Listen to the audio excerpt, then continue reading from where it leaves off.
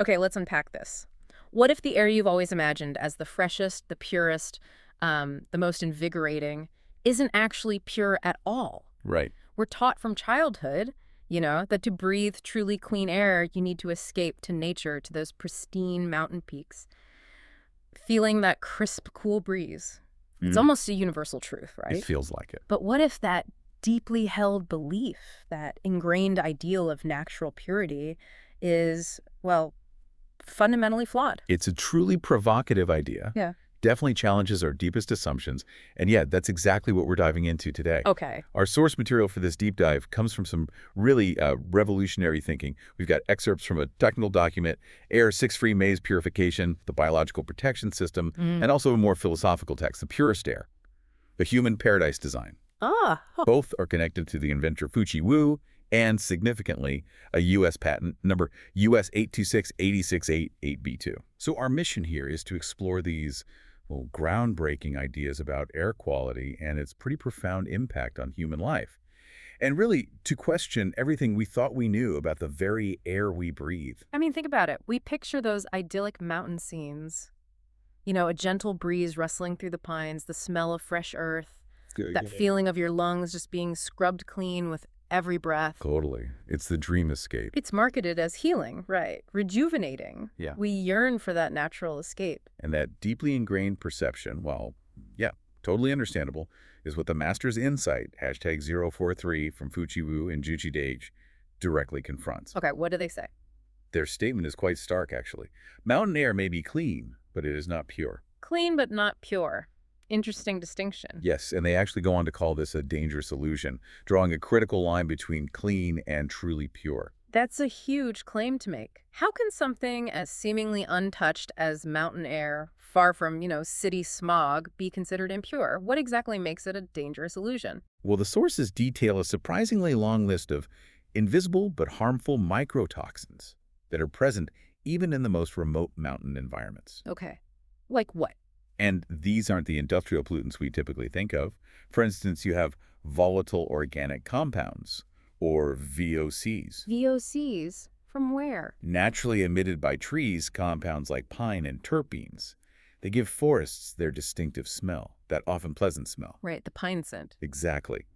But while we love that scent, there are still chemical compounds floating in the air. Wait, so the smell of a pine forest, which I've always associated with ultimate freshness, that's actually made up of natural VOCs. That's genuinely mind-bending. It completely flips my perspective. It does, doesn't it? And, that's just the beginning. Beyond the VOCs, you're constantly inhaling pollen and spores. Allergens. Emitted by everything from flowers to moss, mold, fungi. Then there are animal emissions, think waste gases, organic secretions from wild animals. Certainly not pure. Okay, yeah, that makes sense. Even something as subtle as air friction and soil emissions generate ultrafine particles, often smaller than PM0.1, that are constantly suspended. So not just biological matter, but microscopic geological and atmospheric byproducts, too. Yeah. Precisely. We also have acidic and alkaline gases. Yeah. These are natural byproducts of microbial metabolism, decaying organic matter, even moist soil, Okay. and perhaps most subtly but significantly viral and protein fragments. These are the smallest airborne particles, completely undetectable by our senses, yet, ever present. That's an astonishingly comprehensive list. We're talking about an entire ecosystem of microscopic particles and gases all around us, invisible, odorless, and yet, according to this research, continually present and potentially harmful. Exactly. It really forces us to redefine what natural air actually means, doesn't it? It absolutely does. And the fundamental reason for this pervasive impurity, as this source bluntly states, is this. Nature has no HEPA filters. Good point. No pressure zones, no flow control. These toxins float freely. There's just no inherent biological or geological mechanism in a forest or on a mountain to systematically capture and remove these microtoxins. They're just part of the natural environment. Okay, so if the mountains aren't the answer to true purity, then where do we turn? This must be where the Air Six-Free Maze Purification System comes into play, right? It sounds incredibly ambitious. It certainly is. The Air Six-Free concept promises air that is comprehensively purified, dust-free, germ-free, toxin-free, smoke-free, odor-free, and heavy metal-free. Six-free, okay. And the sources emphasize this isn't just traditional air filtration. It's what they call biological protection engineering. Biological protection engineering, what does that mean? It's designed not just to filter, but to actively defend against airborne threats. Sort of like how our own biological systems fight off pathogens. It references its patented status, that U.S. patent we mentioned. It's a systemic, active defense approach. That's fascinating. Okay, so how does it actually do all this? Walk us through the journey of like a single breath of air through this system. How does this maze truly purify the air step by step? Absolutely. The process is a highly engineered, multi-layered journey. Lay it on us. I'm intrigued. Okay, so step 1, primary negative ion charging, pathogen neutralization, and HEPA prefiltration as air first enters the system. Right at the beginning. Yep. Viruses, bacteria, even tiny nanoparticles are immediately electrically charged. This makes them much easier to trap later on. Ah, clever. Simultaneously, a robust HEPA filter gets to work, removing larger particles like PM2.5, dust, pollen, microplastics, the usual suspects. Okay. And here's a crucial point. VOCs and industrial toxins are neutralized at this stage without relying on activated carbon. Why no activated carbon? I thought that was standard. It often is, but it can sometimes re-release captured toxins, especially with temperature or humidity changes. This system aims to neutralize them chemically right away. So it's not just catching things, it's actively neutralizing them from the very beginning. That's incredibly clever, a proactive approach. Exactly. Then we move into step 2, the secondary negative ion zone. This is like a second, even more intensive round of negative ionization. Okay, doubling down. Its purpose is to further charge any remaining air particles, kill residual bacteria and viruses, and break down any lingering chemical toxins at a molecular level, just ensuring a deeper level of purification. So it's a double attack on these impurities. What happens once these particles are charged and broken down? Where do they go? That leads us to step 3, electrostatic capture. They call it the electrostatic collection maze box. Right. Once these particles are negatively charged from the ions, they are drawn towards a series of positively charged electrostatic plates within this specialized maze box. Opposites attract. Exactly. They get pulled right onto the plates and they are permanently trapped. This prevents them from ever getting back into the air, vital for removing those ultrafine pollutants, bacteria, viruses for good. That sounds incredibly thorough, a permanent removal system. But then there's the maze part itself, which really caught my eye. How does that work? That's step 4. Air is forced through a multi-angled maze structure. This is where the engineering gets really elegant. Okay. Imagine a winding path with lots of sharp turns. Nanoparticles, because they have tiny mass but still have inertia, simply cannot follow these sharp turns in the airflow. They can't corner that fast. Pretty much. Instead, they crash into the positively charged walls of the maze. It's an effect called electrostatic impaction. It captures even the absolute tiniest toxins. Wow. The phrase from the source really captures it. Every turn is a trap. Nothing escapes. Every turn is a trap. I love that. It paints such a vivid picture of this relentless, intelligent design.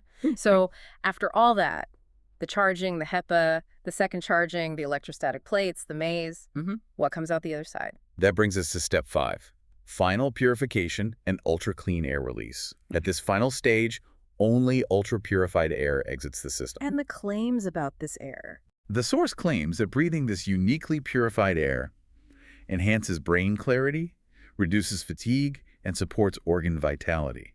It points to tangible health benefits from breathing air that has been so rigorously cleaned. That's pretty amazing. It's a testament to a layered, comprehensive approach that goes far beyond what a typical air filter can achieve. That's truly amazing, the sheer ingenuity of that process, especially that maze concept. So what this maze really means for us is that it's not just passively filtering.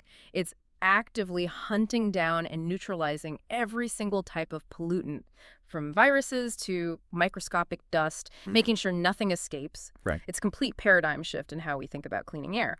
But you said this isn't just about a single device, right? It sounds like there's a much larger vision at play here. What the sources call the human paradise. What does that entail? You're absolutely right. This isn't just about a device. It's about creating an entire engineered life-supporting environment. The sources lay out what they call the 7 pillars of the world's purest, most life-supporting air. 7 pillars. Okay. It demonstrates how this system goes far beyond simple purification to create a whole living space. Tell us about these pillars, because this sounds like it goes way beyond anything I've ever imagined for air quality. Okay, so the first pillar is, of course, the Six-Free Maze Purification System itself, which we just detailed. The core technology. Yes. But here, the source expands on how it specifically targets each of the 6 major airborne toxins with highly specialized filtration zones within that maze. Ah, okay, so it's even more specific. Exactly. For dust, imagine it's like a specialized obstacle course. It slows particles down and literally spins them out of the air using multi-stage deceleration and cyclone sedimentation channels. Wow.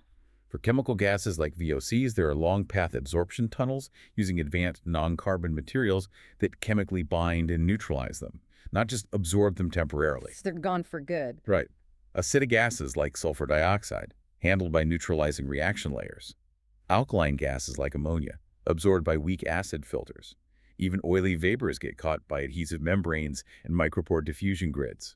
It's incredibly specific. And odors are eliminated by specific odor-degrading media, not just masked. Yeah. Again, it's truly a maze designed to trap and disorient every kind of toxin so they can't escape back into your air. It's like each pollutant has its own Achilles heel, and the maze exploits it. That clarifies the complexity immensely. Okay, so pillar 1 is the amazing purifier. Once you have that, what's next for creating this human paradise? The second pillar is an airtight outer shell. This is critical. Airtight, like completely sealed. Completely. The human paradise concept demands a sealed atmospheric shell that blocks all external pollution.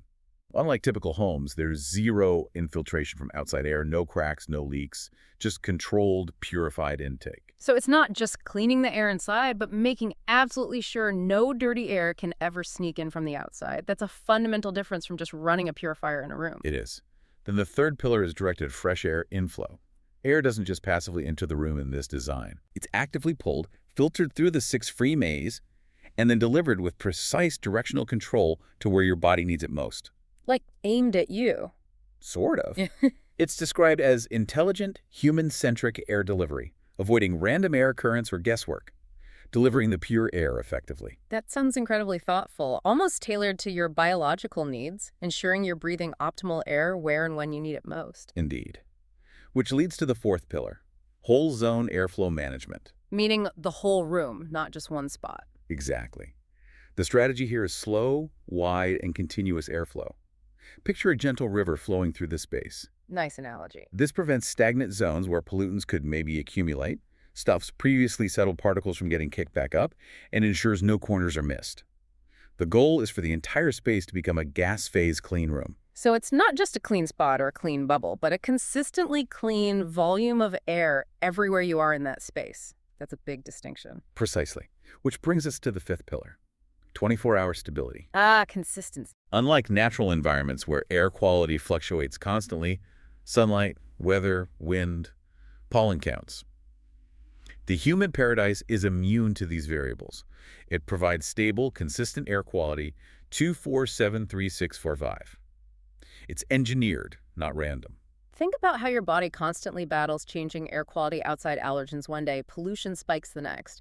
This system sounds like it gives your immune system a perpetual vacation. That's a good way to put it. Letting it focus on repair rather than defense, that consistency must make a huge difference. It does, especially when we consider the sixth pillar, a sleep-centered air environment. Sleep. Okay, this sounds important. The master teaches that true bodily repair happens during sleep. And if you're sleeping surrounded by invisible toxins, no supplement or medicine can truly counteract that constant low-level assault. That makes sense. Within the human paradise, sleep is envisioned as natural, deep, and undisturbed. The promise is energized upon waking and experiencing long-term detox amplified. Those are really profound claims. Enhanced brain clarity, reduced fatigue, organ vitality, amplified detox. How do the sources explain the biological mechanism? How does simply cleaner air have such a direct and powerful impact, especially during sleep? Well, sources posit that by removing that constant low-level inflammatory and oxidative stress caused by microtoxins. The stuff we talked about earlier, even in mountain air. Exactly. By removing that, the body can divert its energy from defense to genuine regeneration. Imagine your cells not constantly fighting off airborne irritants.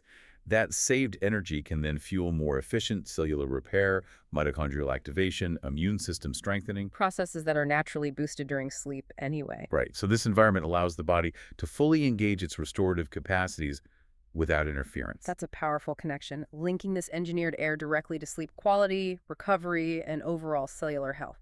Okay, what's the last pillar? And finally, the seventh pillar, the master's final revelation, Quantified fresh air supply is the essence of human life support. Quantified fresh air, Yeah. meaning, This isn't just about purified air. It's about continuously replenished, oxygen-rich air. The system incorporates controlled ventilation rates. so it's bringing fresh air in but purifying it first. Yes, precisely. This prevents co-Euros buildup, maintains stable oxygen concentration to support brain and heart function, and ensures continuous airflow so no toxins accumulate or stagnate anywhere. So it's constantly refreshing the pure air. It's described literally as a life support chamber, enabling daily toxin reduction, mitochondrial activation, and immune system regeneration. Wow. So it's not just an air purifier. It's essentially creating a microclimate meticulously designed for optimal human function. You're contrasting the chaotic, variable, clean air of nature with the deliberate design purity of this human paradise. That's the core idea. But let me push back just a little here. Isn't there something inherently beneficial, maybe even necessary, about nature's variability, its chaotic purity? Are we suggesting an entirely engineered environment, however perfect, could truly replace all the benefits of being outdoors? Or is the goal a new kind of balance? That's an excellent question and a critical distinction. The sources aren't really dismissing the aesthetic or psychological benefits of natural environments. The feeling of being in a forest. Right. However, they argue that for core biological function and long-term health, our current natural air quality, even in seemingly pristine areas, is no longer optimal for human longevity and peak performance because of these pervasive microtoxins. Yeah. So it's about biological optimization, not replacing nature entirely. Exactly. This system isn't presented as a total replacement for nature in our lives, but as a superior, controlled environment for the most fundamental thing we do, breathing.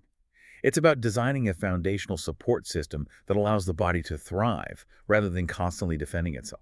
That's an incredible vision, almost utopian in scope. The final words from the source really summarize this shift. Mountain air is clean by nature. Human paradise air is designed to be toxin-free. Mountains depend on weather. Paradise depends on wisdom and engineering. It marks a profound shift, doesn't it?